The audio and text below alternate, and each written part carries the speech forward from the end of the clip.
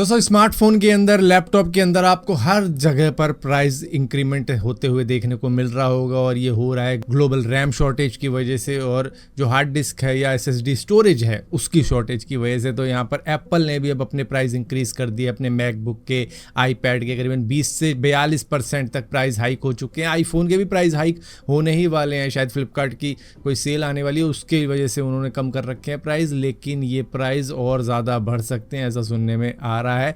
और इसी के साथ साथ 14 इंच का मैकबुक प्रो जिसका मॉडल है M5 प्रो, उसको 2,50,000 रुपए से बढ़ाकर ऑलमोस्ट 3 लाख रुपए का कर दिया गया है। और 13 इंच का आईपैड एयर, उसका प्राइस करीबन 85,000 से इंक्रीज करके 1,20,000 कर दिया गया है। तो यहाँ पर शॉर्टेज का इफेक्ट हर जगह देखने को मिल रहा है और ये इस वजह से हो रही है। AI कंपनीज हैं या फिर क्लाउड स्टोरेज वगैरह है, उन सभी को डेटा सेंटर वगैरह चलाने के लिए इन सभी जगहों पर यहाँ पर रैम वगैरह, स्टोरेज वगैरह हर जगह दी जा रही है इन बड़ी बड़ी कंपनीज द्वारा जो कि मैन्युफैक्चरिंग करती है इन चीज़ों की, क्योंकि कंज्यूमर तक तो पहुंच नहीं रहा। यहीं पर डायरेक्टली बातचीत हो रही है कि भैया हमें इतने लाख चाहिए, आप दे दो, तो उनके लिए बन रहे हैं।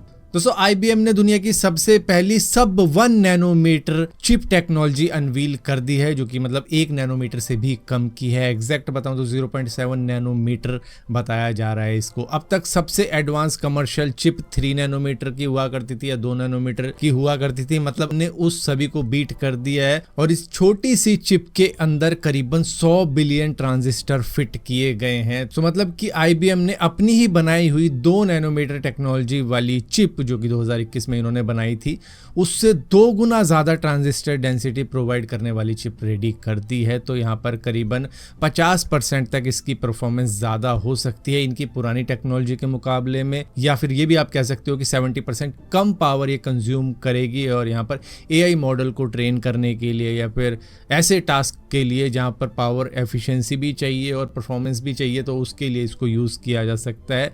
यहाँ पर cloud computing, smartphone, laptop, data centre, सबको इसमें बेनिफिट मिलने वाला है जिस तरीके की टेक्नोलॉजी इन्होंने क्रिएट कर दी है। दोस्तों इंडियन रेलवे के अंदर अगर आप ट्रैवल करते हो, आपको कोई गलत खाना मिल जाता है, बासी खाना मिल जाता है या फिर कुछ कीड़े मकोड़े उसके अंदर पाए जाते हैं, तो आपकी एक कंप्लेंट से पूरा केटरिंग स्टाफ हिल जाता है। मतलब आप देखते होंगे कई सारी वीडियोस के अंदर, जैसे ही कोई भी बंदा कंप्लेंट कर देता है पूरा स्टाफ दौड़ा दौड़ा चला जाता है उसके पास में कि आपने कंप्लेंट कर दी, सर इसको वापस ले लो, 10 रुपये ज़्यादा ले लिया आपसे, लो 10 रुपये हमसे ले लो, 50 ले लो, 100 ले लो। इस तरीके की बातचीत हो जाती है क्योंकि इनके ऊपर लाखों का फाइन लगता है IRCTC के द्वारा। दरअसल हुआ क्या कि अहमदाबाद मुंबई तेजस राजधानी एक्सप्रेस के अंदर एक पैसेंजर ने कोम्बो लंच का ऑर्डर दिया था जिसके अंदर उसको वेज बिरयानी मिलती है और उस बिरयानी के अंदर एक मक्खी भी मिल जाती है, जिसके बाद में वो तुरंत ही कंप्लेंट कर देता है। ट्रेन में जो कैप्टन होता है वो तुरंत ही केटरिंग मैनेजर को बुलाता है, जिसके बाद में वो पैसेंजर से माफी मांगते हैं, रिप्लेसमेंट का ऑफर देते हैं, पैसे का भी देते हैं कि भैया थोड़ा बहुत कंपनसेशन ले लो। कई बार आपने देखा होगा कि जब पानी की बोतल का ज्यादा चार्ज कर लिया जाता है तो पूरा का पूरा स्टाफ कैसे चल के आता है कि सर जी माफ कर दो, आप अपना पैसा ले लो, 10 रुपए की बोतल थी 20 रुपए लिए लो, 10 रुपए वापस ले लो। इस तरीके की चीजें होती हैं। लेकिन अगर आप वापस नहीं लेते और उस कंप्लेंट को रहने देते हो तो इनके ऊपर लाखों रुपए का फाइन लगता है। दरअसल इसी ट्रेन के अंदर आराहा प्राइवेट लिमिटेड, जिनको केटरिंग का कॉन्ट्रैक्ट मिल रखा था इस ट्रेन के अंदर, उसके ऊपर 1 लाख रुपए का जुर्माना लगाया गया है क्योंकि इस वेज बिरयानी के अंदर एक मक्खी मिली। सिर्फ एक मक्खी की कीमत 1 लाख रुपए का फाइन और शो कॉज नोटिस भी दे दिया है कि बताओ रीजन क्या था कि आपके खाने के अंदर मक्खी निकल गई। और इसी के साथ साथ इनका लाइसेंस टर्मिनेट करने का जो प्रोसेस है वो भी चालू कर दिया गया है, क्योंकि IRCTC ने सभी कंपनीज को कह रखा है जो भी रॉ मटेरियल यूज होगा वो फ्रेश इस्तेमाल किया जाएगा, हर इंग्रेडिएंट की क्वालिटी चेक होगी, स्टोरेज कंटेनर को प्रॉपर्ली आपको मेंटेन करके रखना है, पैकेजिंग और हाइजीन का ध्यान रखना है। लेकिन अगर नहीं पाया जाता है इन तरीके की चीज़ों को जिनको इनको फॉलो करना होता है केटरिंग वालों को, तो भैया इनके ऊपर भारी भरकम जुर्माना लगता है। तो वही लगा है और आप भी लगवा सकते हो अगर आप पाते हो इस तरीके की कमियां इनके खाने में।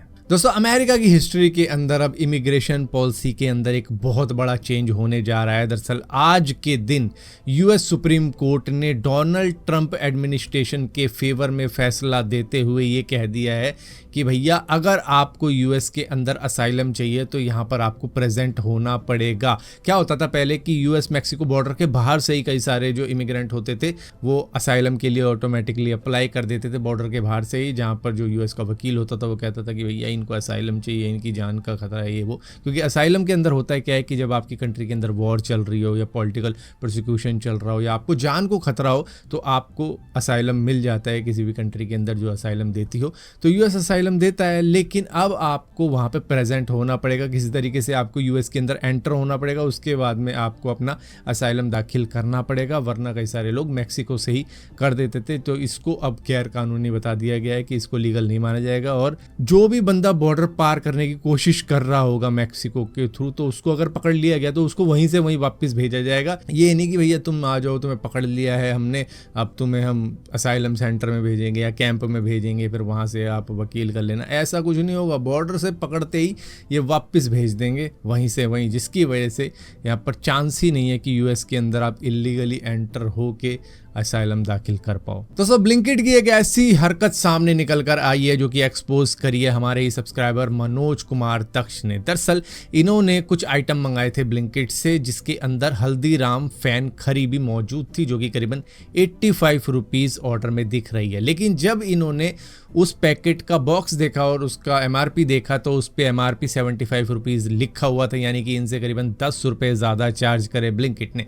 अब आप कहोगे यार चल 10 रुपये ही तो हैं, क्या ही जा रहा है 10 रुपये के अंदर। लेकिन ये बात सोच के देखो कि अगर ये चीज़ ब्लिंकिट कुछ और आइटम के अंदर करता हो और मान लो उसकी सेल 10,000 हो जाती हो उस आइटम की, और उस पर 10 रुपये ज़्यादा चार्ज किए हो, तो 1 लाख रुपए तो इनके ऐसे ही बन गए। तो ये एक डिबेटेबल मुद्दा हो सकता है, जिसके ऊपर शायद नेशनल कंज्यूमर फोरम को भी सामने आना चाहिए, जिस तरीके की हरकत यहाँ पर हो रही है। हाँ, लेकिन एक चीज़ कही जा सकती है, हो सकता है कि ये पुराना बैच हो जिसके ऊपर 75 रुपये लिखा हो, लेकिन नए बैच के अंदर 85 रुपीज़ चार्ज किए जा रहे हो। तो ये एक चीज़ हो सकती है जिसके ऊपर बेनिफिट ऑफ डाउट हम ब्लिंकिट को दे सकते हैं। लेकिन सुनने में आ रहा है कि ब्लिंकिट ही नहीं, दूसरे प्लेटफॉर्म के ऊपर भी इस तरीके की हरकत रिपोर्ट हुई है, जहाँ पर 5-10 रुपये ज़्यादा चार्ज किए गए। अब ये ग्लिच होगा या क्या होगा वो तो ये एक्सप्लेन करेंगे ब्लिंकिट वाले या दूसरे प्लेटफॉर्म वाले। फिलहाल के लिए ब्लिंकिट की हेल्पलाइन इनकी हेल्प कर रही है इस मुद्दे के ऊपर। हालांकि 10 रुपये की बात है, लेकिन ये 10 रुपये को लेकर अगर आप कंज्यूमर फोरम के अंदर चले जाओ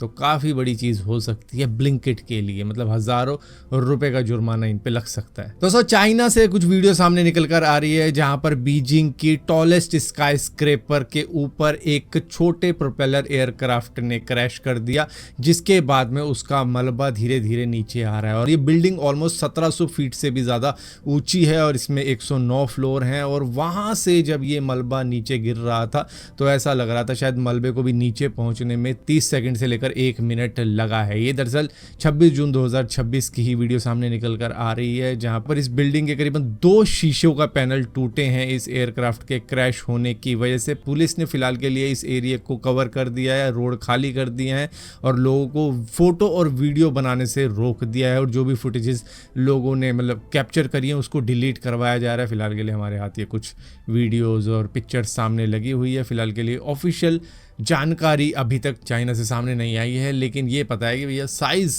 कुछ ज़्यादा बड़ा नहीं था इस एयरक्राफ्ट का, वरना पता नहीं क्या हो जाता।